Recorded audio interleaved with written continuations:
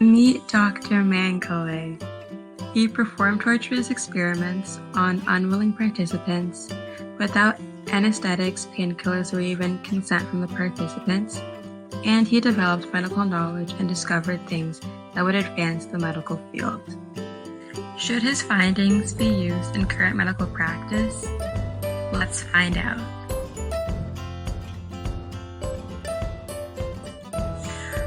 During my pt1, I will be using Kant's theory, Aristotle's theory, and Aquinas' theory, and the conceptual framework of action to decide whether or not his action is moral.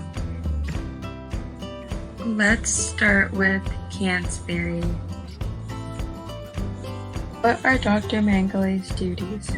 His duties are to develop and research new medical knowledge, help others, treat patients that are suffering, sometimes perform procedures, and ensure patients are in a safe and clean environment.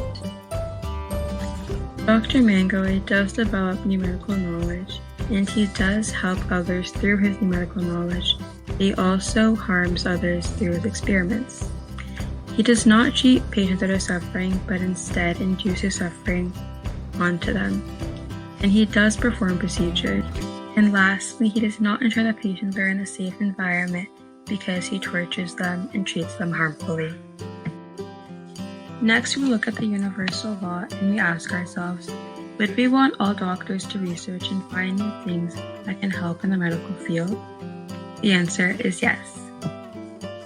And next we ask, would we want doctors to have the ability to perform torturous surgeries with no sedatives on unwilling patients? The answer is no. And finally, we look at the second maxim. Is anyone being used as a mere means?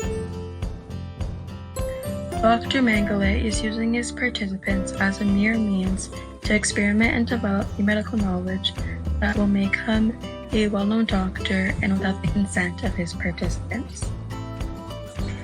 Therefore, although Dr. Mengele's findings can be used to help others, harming is bad and it goes against the universal law, and the patients are being used as mere means without any consent, so according to Kant, this act is immoral.